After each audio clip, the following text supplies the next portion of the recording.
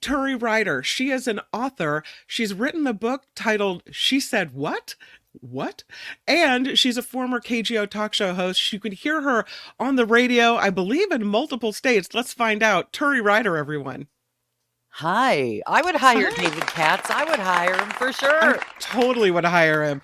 I mean, if he can defend P. Diddy, then I should be a cakewalk to Y- defend him, whatever I'm doing. it's that is, as he said, the test. I'll never forget. I joined the American Civil Liberties Union when they defended the group that I found the most odious at that time. When the Nazis marched in the Jewish town of Skokie, I joined the American Civil Liberties Union because although I find Nazis, do I have to say I find Nazis disgusting?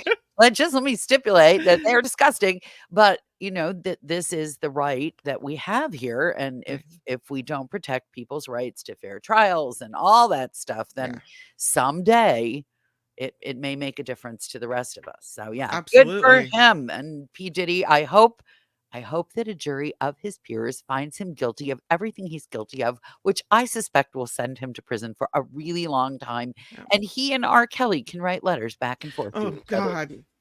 Oh, these guys are You're allegedly so welcome. creepy. I'm telling you. Well, yeah. We we talked about at the end of the conversation with David Katz abortion and Mhm. Lawrence O'Donnell, and last night Mr. O'Donnell gave a second part, a part two of the state of women's reproductive health care in this country. And I have some more video that I wanted to show.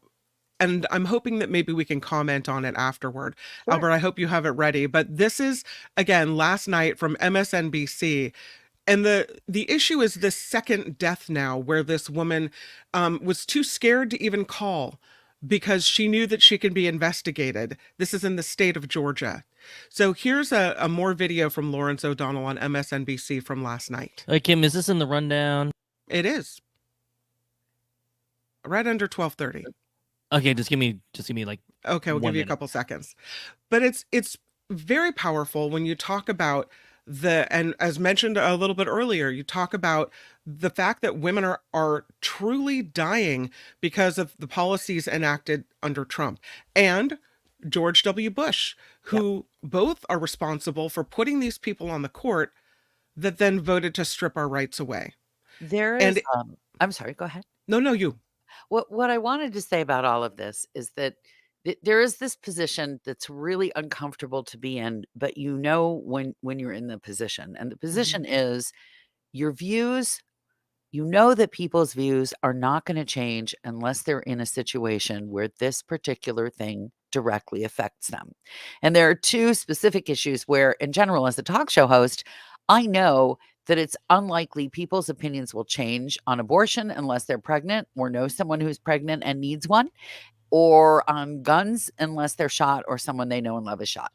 And as you know, that personal connection is when all of a sudden the veil drops from your eyes and you go, "Oh, holy smokes, this is not as clear cut as I have always been told that it was." Yeah. This is not, just women. What were we told for years? Women use abortion as birth control, which is a load of garbage. Crap. Yeah. Because who the heck, who wants to use abortion as birth control? Like, there are so many other easy peasy options available, and there's Planned Parenthood, or there used to be, in just about every state. And the times when you would need an abortion are because your birth control has failed. Maybe there was bad planning as far as a date. Maybe there was date rape. Maybe there's a Mhm. medical emergency. Mhm. Maybe you're in an abusive situation and you were raped inside of by intimate partner. That's when typically something goes wrong and you think, oh boy, now I really need the help. And Kamala Harris has been very wise. At the convention, she brought women who never anticipated that they would be in the position of needing this kind of health care. And the reason why you are seeing um, abortion rights codified in states like Kansas, where I grew up, is that there's almost no woman that you could point to who doesn't know someone who has been in desperate need of pregnancy termination. And we don't talk about it. We lie about it. It's unfortunate if Lawrence O'Donnell is the person talking about it, because he's never been pregnant.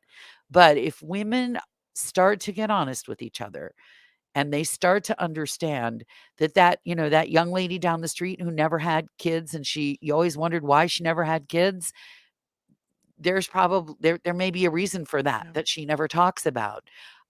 Those people whose daughter died mysteriously in Mexico when abortion wasn't available. Yep. She wasn't on vacation in Mexico. And we all, if we think hard, we all know someone. And I know I have a girlfriend who married a very conservative guy, big fan of Donald Trump. He's got opinions about all that stuff. And he started going on about, these women who just want to take a pill. And my girlfriend, who loves her husband but disagrees with him about most political things, looked at him and said, "Do you know that I was raped when I worked as a waitress?" Shut him right up. Yep. Well, it leads me to this new commercial for Kamala Harris. Yes. And this is what Lawrence O'Donnell ends up commenting on. The commercial, I'll warn you, I mean, as we've been talking about sexual assault, it's graphic, and the subject matter, I guess, could be triggering for someone. So I just want to throw that warning out. But here's the commercial for Kamala Harris. I've never slept a full night my entire life. I was 5 years old when my stepfather abused me for the first time. I just felt like I was alone on a planet with a monster. I was 12 when he impregnated me. I just remember thinking, I have to get out of my skin. I can't be me right now. Like, this can't be it. I didn't know what to do. I was a child. I didn't know what it meant to be pregnant at all. But I had options. Because Donald Trump overturned Roe v. Wade, girls and women all over the country have lost the right to choose, even for rape or incest. Donald Trump did this. He took away our freedom. I'm Kamala Harris, and I approve this message. Hadley Duval was 5 years old the first time her stepfather abused her. 5 years old. 12 years old when she got pregnant. The abortion ban writers pretend that a 12-year-old could look up the law in her state, find out if there's an exception to the Trump abortion ban for rape and for incest, and then apply for her abortion. Apply where? How? What is she supposed to do? Drive herself to the courthouse? Convince a judge all by herself? How could she possibly do that? How could she convince anyone? Then she drives herself at age 12 to the doctor with a permission slip to get an abortion. And how does a mother who is dying in a hospital bed get to a courthouse to prove to a judge that she's dying so that a doctor can perform a routine D&C after that woman has had a miscarriage? When you're writing an abortion ban with those so-called exceptions, you could leave the enforcement of those exceptions to doctors. Let the doctors assess the patients and decide if they're telling the truth about being raped by a member of their family. Let a doctor decide if the life of a mother is endangered by a pregnancy or a miscarriage. The Republican men who write abortion bans do not trust pregnant women and girls, and they absolutely do not trust doctors about anything. And so they have come up with complex schemes that really mean there are no real exceptions, that the exceptions are just a rhetorical crutch for Republican politicians like Donald Trump. Here's how much Georgia Republicans don't trust doctors. They actually— That's good. Thank you, Albert. Doctors. I appreciate it. What he's saying there is that there is no such thing as an exception. That it's a hoax to think that when you write in an exception that someone's going to actually figure out how complicated and what the hoops are to jump through to make it happen in a crisis situation. And he has a really good point. And then there's Donald Trump in the quote, close quote, debate, which was, to my mind, just kind of watching a maniac raving on camera for a while. That this crazy stuff, where people allow abortion at the 9th month. And I'm thinking, Ugh, what, where are you even getting this stuff? But people lies. I know who are normally sane people have consumed this media for so long that they're untethered from reality. This didn't just start as Mr. Katz just pointed out. This didn't just start with Donald Trump. This has been going on since Ronald Reagan, and it's kind of that little chipping away, chipping away, chipping away. And one of the things that was done to women in the name of uh, right to life was this war on Planned Parenthood, as though Planned Parenthood provided nothing but 9-month terminations of pregnancy. I mean, it's Yeah. absurd. And again, the women who have not spoken up. There was a young woman I remember distinctly. Um, her rebellion against her liberal university parents was that she became a devoutly conservative, born again observer of all uh, biblical laws as she saw them, and uh, she, she was then picketer at Planned Parenthood. She was also a producer of mine at the radio station where I worked, Mhm. and something went wrong on a date. Who's gonna throw the blame around? Not Right. I. And, she was pregnant. And she came to me and she said, I'm going to keep the baby, but I don't have insurance and I don't have," and I said, "Okay, well, go to Planned Parenthood. They'll help you." Right. She said, "It's an abortion mill." I said, No, it isn't. If you trust me at all, go to Planned Parenthood. If you want, I'll go with you." So she went by herself because she's a brave young woman. Mhm. And, she got the pregnancy support she needed, she got the vitamins, she got the checkups, she got the ultrasound, she got all of the healthcare that one would associate with a wanted pregnancy, and into the bargain, it's a caucus state. She got to give a dressing down to the women in her caucus and the men who were talking about these irresponsible teenage mothers, and she pointed out she was getting a lot of prenatal care and was going to do right by this kid, and they had to Mhm. shut right up. But, I Mhm. asked her, "How was your experience at Planned Parenthood?" And she said, "They were thoroughly supportive of my choice." Right. And I said to her, "Okay, so how do you feel about that?" She said, "I wish I could apologize for all the picketing and yelling I did." She said, "But I wrote them a check that I could afford, and I keep in touch with her. She writes them a check every year." Wow. There is, and she's done very well. She's raised her child. He's an Yeah. engineer. She's a trained engineer, like a real EE engineer, and she Mhm. supports her family, and she is not, I mean, she is exactly what we mean by choice. We Yes. mean actually having medical capacity for these women, not these BS, like, problem pregnancy, come here so we can talk you out of an abortion and do nothing for you. But Mhm. this is where it started. This blackballing of any kind of health care for women. And if you ever had a question about whether most of these folks genuinely care about women, look what they've tried to do to free low cost, accessible women's health care for decades now. And there's your answer of what they're really all about. You are in the Midwest, and Mhm. I know that you're doing radio in the Midwest, right? I do, yes. You Some. wanna you I wanna oh, tell us where people can find you? sure. You can find me sometimes on Mhm. WCPT, Chicago's Progressive Talk. You 'Kay. can find me twice a week, not doing anything political, but just having big old fun with a reporter girlfriend of mine on my podcast. You can, of course, I'd love it if you wanted a copy of my book, which is a lot funnier than I've just been, I hope. And that's available at your independent bookstore or on Amazon, and there's an audiobook, and I think that's everything. But just Google my name Oops. and you can find me. I'm easy to find. The book is called She Said What. There's the cover of it. Life on the Air, full of amazing, funny stories. Some of them, I assume, are from the Bay Area. Oh, yeah. Oh, absolutely. I think, I'm sure people know that you had a time working in, one of the traffic and news centers. Mhm.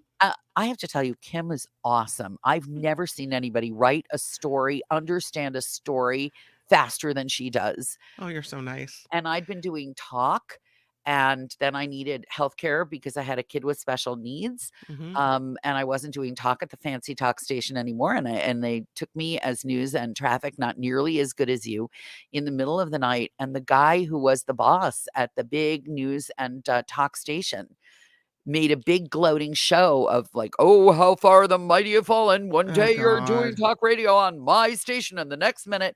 And it just so happened that someone in his newsroom also worked at this news traffic station.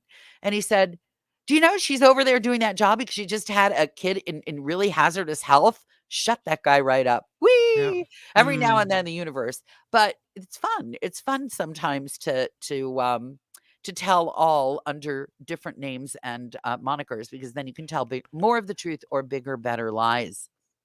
Absolutely. An interesting book and full of interesting stories. She said what? But you are in the Midwest, and I'm here in California in my little political California blue bubble. I'm wondering what you're seeing as far as the political climate in the Midwest. Well, we are a bubble of blue. Okay. Illinois has Governor Pritzker, and Chicago kind of rules the state, and I'm in Chicago, and we're in the weird position, more so even than California. If we wanted to, we could just ignore all the Republicans. However, because we are a strong pro-choice state and because we are a strongly Democratic state, we have basically a traffic jam coming over the border to access the very thing we were just talking about, abortion health services. People from Iowa, our border state, people from Indiana, border state, people who are under siege in Wisconsin, where some of that is on the ballot this time.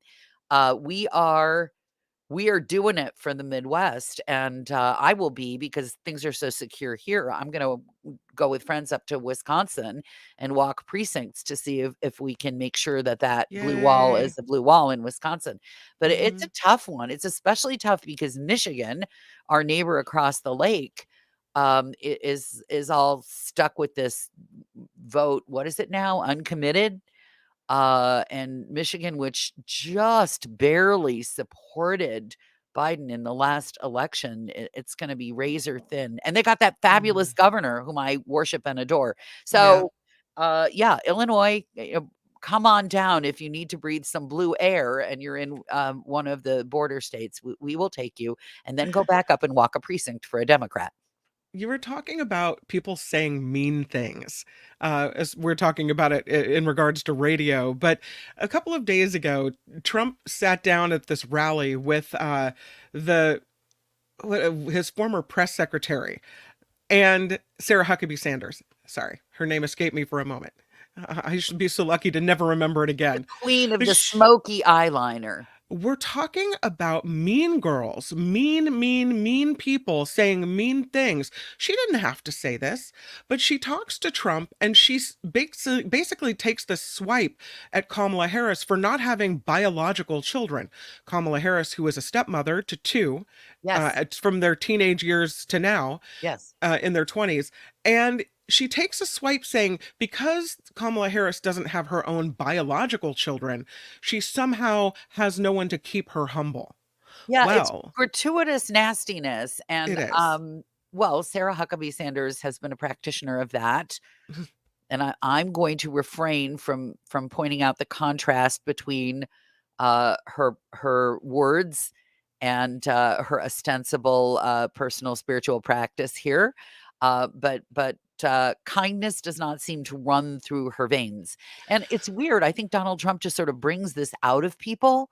You know how they used to tell you when you got a rattlesnake bite, you had to do that, suck the venom out and spit it. Sure. It's weird. It's like it's like whenever you're around Donald Trump, you just have to spew poison to be on his good side. It's the Hmm. strangest thing. And he's not happy if people are happy. He's happy if people are aggrieved and vindictive or worshiping Angry. him. Yes. And so I would hope, and to be fair to poor Sarah Huckabee Sanders, there were a lot of people on the left who treated her really nastily. Hmm. You may recall she showed up in a restaurant and the wait staff wouldn't serve her, and Right. that level of, and I think that was wrong. I mean, she was there with her family for dinner, and they embarrassed her and shamed her and humiliated her.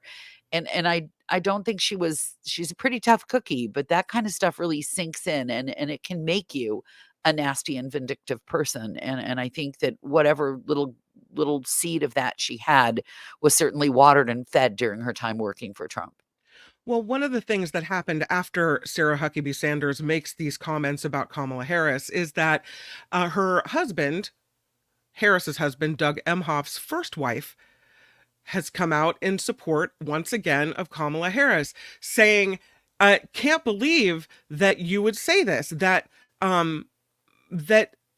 And she took to X to say this. She said, Cole and Ella keep us inspired, the children in question, to make the world a better place. I do it through storytelling. Kamala Harris has spent her entire career working for the people of all families. And she said, that keeps you pretty humble.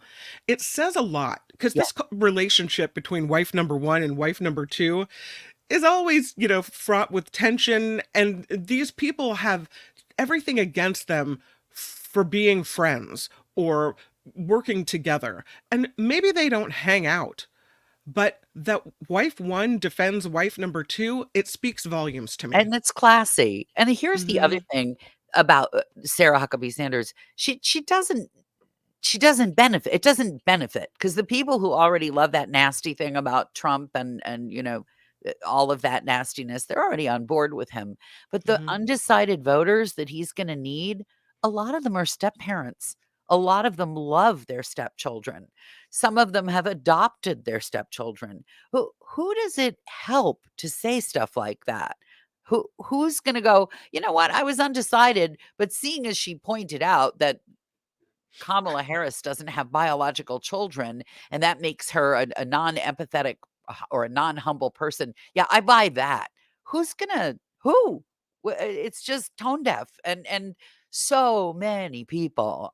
I'm lucky that I married late enough that if we can't stand each other, we've only got 40 years to maybe endure it. So I've got the original model, but yeah, I mean, we made a deal that probably we got married so late that even if a good marriage, in my opinion, you only want to kill each other twice a day. And with this in mind, we've survived. So, but my friends, I mean, I know almost no friends with original marriages, almost Yeah. none. And they are careful when they remarry that their Mhm. second spouse will at very least be thoughtful and kind to their children. Yeah. Otherwise, you end up with a Disney movie. There's one other story I wanted to go through, and I know we're at the end of the show, so I'm going to hope that we can get through it really quickly. But I saw this video and I thought it was so interesting. It's from the Miss Universe pageant where Miss Jamaica 2024, her name is Rachel Severa, is asked the final question of the night. And the question is, what qualities do men like in women? And I think Albert has the video. Here's what the answer was. We would not have seen this answer years ago, but this is the answer in 2024. Okay. And like in women.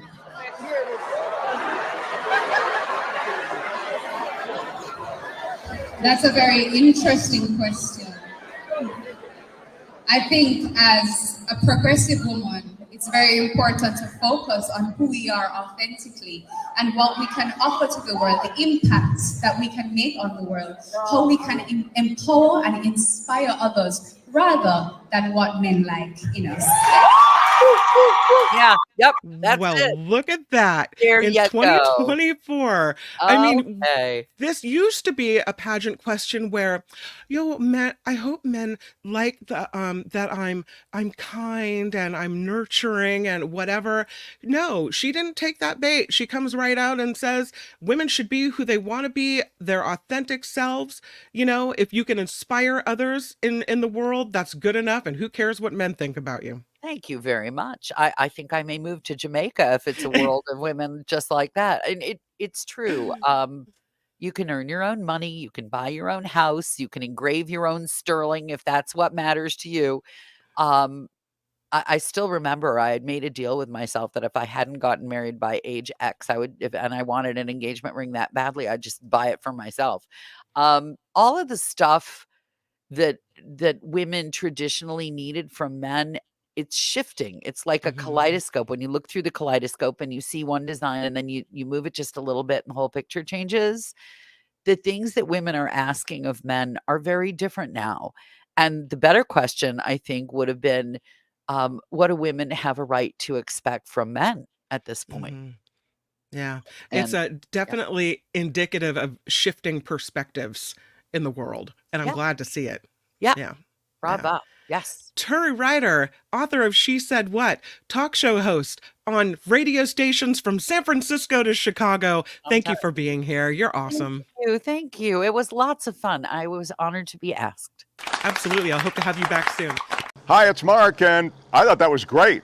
Hit the notification bell, you'll know whenever there's a new video being dropped, and please subscribe to our channel to help us save the universe.